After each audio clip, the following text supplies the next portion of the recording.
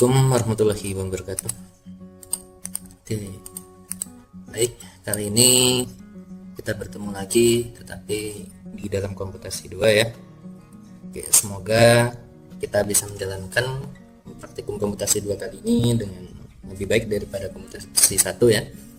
Dan juga semoga kita semua dalam keadaan sehat semua, amin. Oke, baik, sebelum kita memasuki ke dalam komputasi 2, kita terlebih dahulu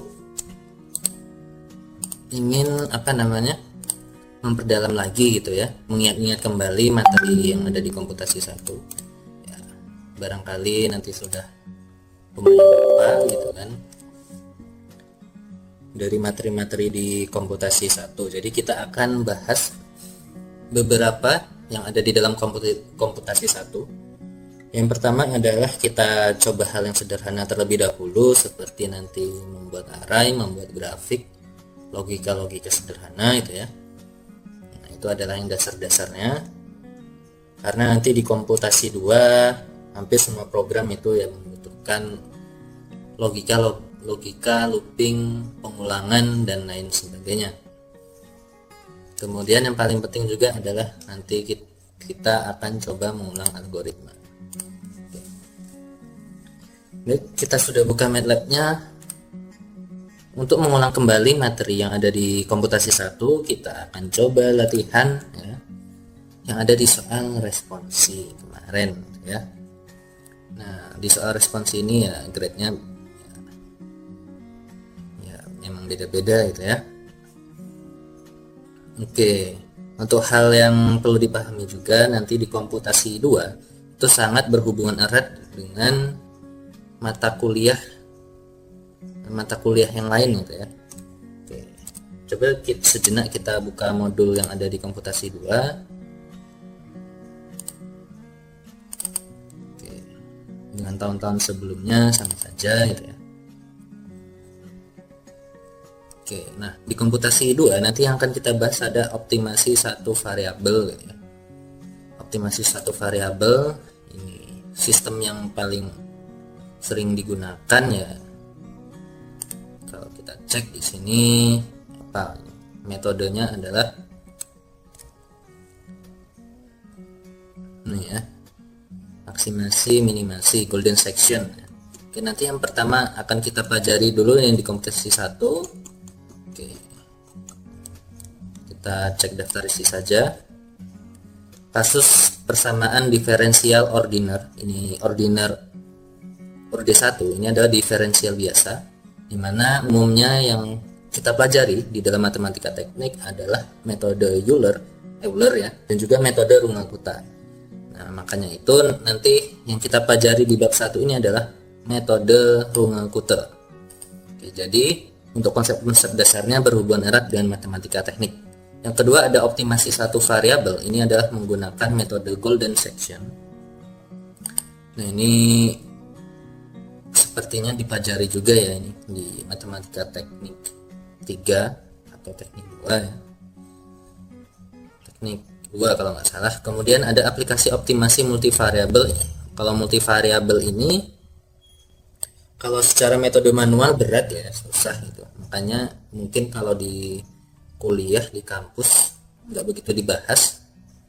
Tetapi nanti akan kita pelajari menggunakan secara metode MATLAB yang lebih ringkas, yaitu nanti metode Object ya. Kemudian ada PD parsial. Nah, PD parsial ini adalah persamaan diferensial yang kasusnya nanti orde 2. Jadi ini yang lebih berat ya. Sehingga penyelesaiannya kita dalam konsep matriks ya. Jadi untuk yang PD parsial ini, orde 2 ini nanti akan kita pelajari sekilas saja karena ini materinya berat, yang paling berat di bab 4 gitu ya. Jadi nggak begitu kita dalami. Oke, untuk di S1 ya. Kemudian ada bab 5, itu menghitung kecepatan alir fluida dalam pipa. Ini ada hubungan erat dengan mata kuliah PTF, menghitung waktu alir fluida dalam pipa. Kemudian ada menghitung tinggi tangki sebagai fungsi waktu. Sebenarnya bab 5, 6 dan 7 ini juga ada kaitannya erat dengan praktikum PLTK kalian ya. Karena dilakukan secara daring ya, ini mungkin kalau secara praktikum langsung di lab ya mungkin nggak kalian temui ya ini. Kemudian ada optimasi suhu, ini ada kasus-kasus contoh lain ya, optimasi suhu DMD, suhu flash drum. Nanti ini contoh kasus ini buat aplikatif ketika misal kalian mengambil skripsi di semester yang akan datang, ataupun ini ada kaitannya erat dengan semester 5 kalian, berarti di mata kuliah OPB nanti, operasi permisahan massa dan bertingkat, sehingga materi ini kita berikan terakhir, sehingga harapannya kalian sudah mendapatkan materinya di mata kuliah OPB gitu ya. Oke, kita langsung saja coba untuk gambaran komputasi 2 seperti itu. Sekarang kita coba latihan-latihan dulu yang ada di komputasi 1, kita mengingat kembali ya. Oke, di sini yang akan kita coba adalah ini, kita akan coba membuat grafik gitu ya. Ada diketahui data kapasitas panas, rumusnya seperti ini ya. Dimana di sini ada 2 komponen, ada metana dan etana, datanya seperti di bawah ini. Atau enggak kita coba yang untuk pembagian yang pembagi-pembaginya kemungkinan bisa terjadi typo gitu ya. Kita coba menghitung densitas saja ya, soal nomor 4. Oke, kita akan coba soal nomor 4 untuk latihan. Silahkan biar lebih enak untuk soalnya dapat kalian foto terlebih dahulu mungkin ya. Diketahui densitas komponen gitu ya. Densitas komponen dirumuskan, itu ada rumusnya, bahwa ρ sama dengan ya, AB pangkat negatif dari 1 min T per Tc dipangkatkan N. Densitas dalam gram per mili, kemudian suhunya dalam Kelvin. Nanti kalian diminta membuat plot grafik densitas versus suhu gitu ya. Dimana untuk masing-masing komponen di sini ada air dan hidrogen sulfida, diminta membuat dalam satu grafik itu ada 2 garis ya. Suhunya dari 300 sampai 400, jumlah data 200. Nah, intinya membuat grafik. Oke, di sini nggak diminta fungsi rumusnya harus dalam bentuk fungsi. Berarti untuk programnya kalian bebas mau menggunakan fungsi boleh, tidak menggunakan fungsi juga boleh. Yang penting nanti benar hasilnya gitu ya. Kita langsung saja.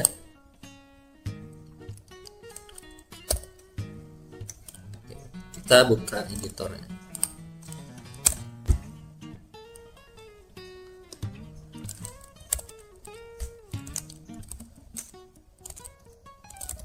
Oke, kita akan melakukan pendalaman komputasi 1 ya. Clear all CLC ya, tentunya masih ingat ya perbedaan clear all CLC. Oke, yang pertama yang kita lakukan ya, masukkan datanya terlebih dahulu.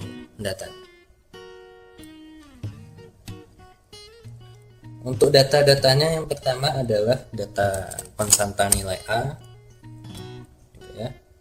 Ada 0,34710.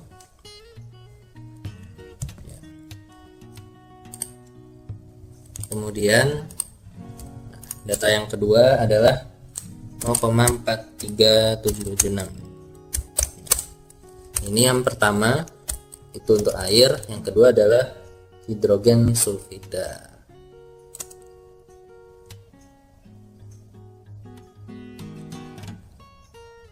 Hidrogen sulfida.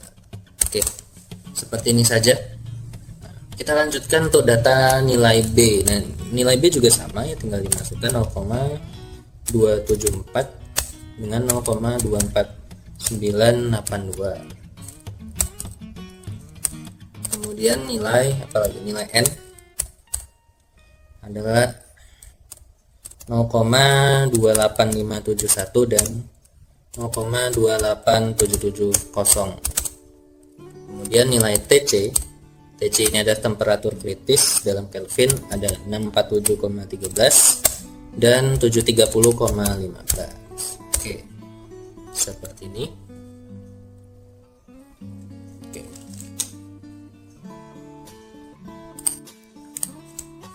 Oke, baik. Setelah kita melengkapi data-data ini, baru kita bisa menuliskan rumusnya ya. Langsung saja, yang ditanyakan adalah densitas ya. Di mana karena di sini komponennya ada 2 gitu ya. Caranya ada banyak, kita bisa menggunakan for, bisa juga menggunakan secara langsung. Misal kalau secara langsung, untuk row pertama itu adalah A1 dikali dengan B1, elemen pertama, dipangkatkan negatif, buka kurung ya, 1 dikurang T per TC, T per TC dipangkatkan dengan N. Oke, seperti ini. Nah, untuk T nya sendiri, TC nya di sini ada 2, berarti TC komponen pertama, N nya juga adalah sebagai N komponen pertama. Nah, T nya belum ada kan. Nah, baru kita cek soal bahwa T nya diminta dari suhu 300 sampai 400 Kelvin dengan jumlah data 200. Berarti dalam hal ini kita gunakan linspace ya. Berarti linspace dimulai dari 300 ya, dimulai 300 berakhir 400 dengan jumlah data 200 ya, seperti ini. Otomatis nanti jumlah T nya itu ada 200 data. Karena T nya ada 200 data, sedangkan di sini A nya cuma ada A1 dan A2, B1 dan B2, maka perkaliannya kita rubah ke dalam model perkalian dari matriks ya, menjadi model vektor. Sehingga di sini karena yang bervariasi adalah T nya yang banyak ya, T di sini, maka sebelum pembagi kita kasih titik, sebelum perpangkatan juga kita kasih titik, kita kasih titik aja seperti ini. Oke, kalau sudah kita tinggal copy. Densitas pertama kita ganti menjadi row yang kedua. Oke, komponennya kita ganti nomor 2. Oke, dimana untuk row 1 ini adalah untuk air tadi ya. Sedangkan untuk yang kedua itu adalah hidrogen sulfida. Langsung saja kita buat grafiknya. Untuk membuat grafik yaitu menggunakan perintah plot ya, plot. Nah, buka kurung, di sini ada x, y sama x adalah sumbu x-nya. Sumbu x yang kita inginkan adalah suhu. Garis pertama, line pertama yang kita inginkan adalah row 1. Kita lakukan hal yang sejenis T, row 2. Oke, seperti ini. Tinggal kita lengkapi saja data labelnya. Sumbu X merupakan suhu dalam Kelvin ya. Kemudian sumbu Y itu merupakan densitas, row satuannya dalam gram per mili. Kemudian misal judul grafik kita buat densitas air dan hidrogen sulfida seperti ini. Nah, untuk membedakan mana garis yang berupa garis row 1 yaitu densitasnya air dan juga densitas hidrogen sulfida, kita tambahkan dengan keterangan legend. Di legend komponen pertama adalah air, kita buat saja air. Oke, koma, yang kedua adalah hidrogen sulfida. Oke, cukup seperti ini. Nah, kalau sudah kita save ya, kita save dulu.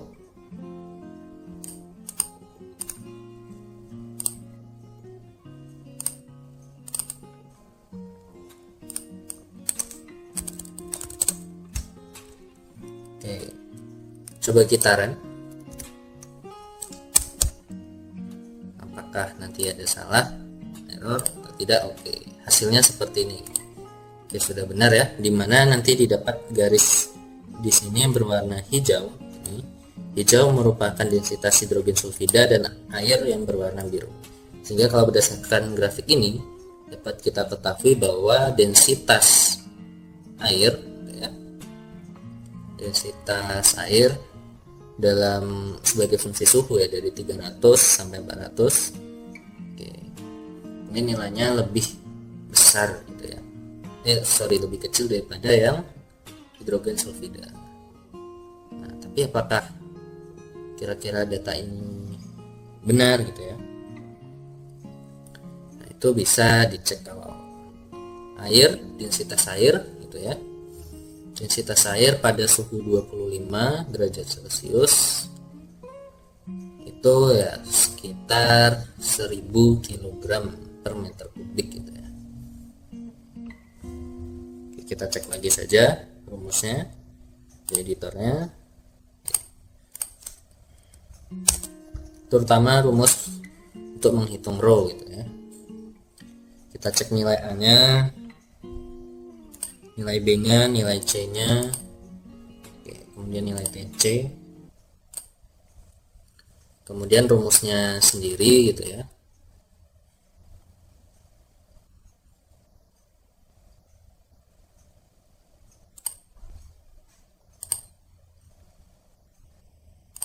Oh, yang dipangkatkan N adalah tidak termasuk negatifnya ya. Berarti ini ada salah di sini. Nah, kurungnya di akhir ini. Karena yang negatif ini tidak ikut dipangkatkan sehingga nanti hasilnya pasti berbeda. Oke. Nah, seperti ini. Sudah. Kita close dulu grafiknya, kemudian kita run lagi. Nah, oke, ini baru benar ya. Dimana kan densitas air itu 1000 kg per meter kubik dalam suhu ruangan ya, itu sekitar 298 Kelvin. Kalau suhu 300 Kelvin ya 1, sekian gitu ya.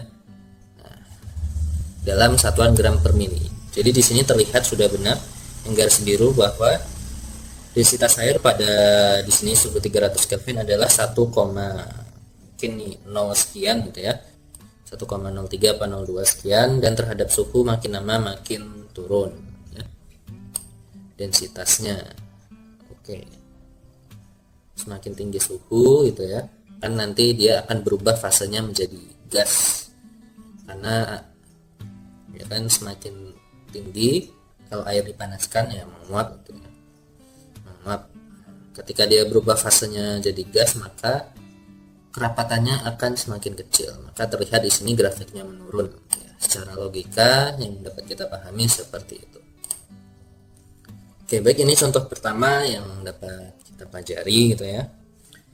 Yang berhubungan dengan ini ya, pembuatan grafik. Sekarang kita akan coba bagaimana caranya bila kita ingat kembali caranya membuat fungsi gitu ya. Nah, dimana yang kita inginkan rho-nya ini adalah sebagai fungsi. Rho-nya dibuat menjadi fungsi. Caranya gimana gitu ya? Nah, ini kita copy saja dulu semua isi editornya.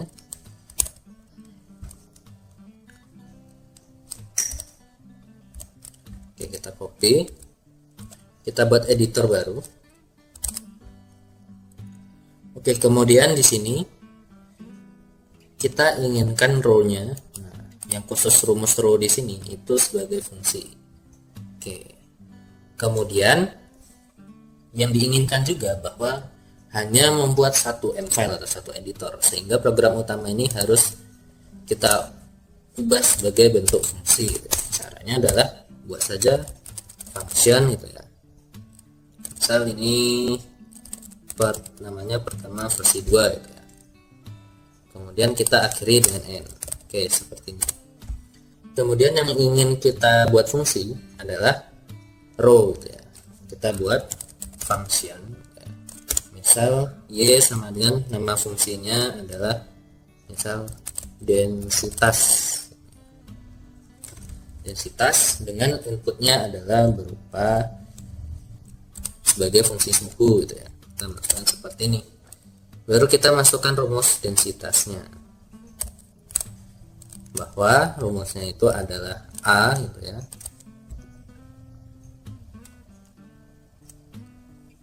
Rumusnya adalah A, kemudian dikali B dipangkatkan negatif dari 1 min T bar TC gitu ya. Nah, dipangkatkan dengan N. Oke, kita akhiri dengan N. Oke, seperti ini. Nah, di sini kan ada nilai A, nilai B, nah, nilai T, TC gitu ya. Nah, kita masukkan di sini T, membutuhkan input variabel A, T, A, B. Kemudian apalagi yang belum, nilai TC dan juga nilai N. Oke.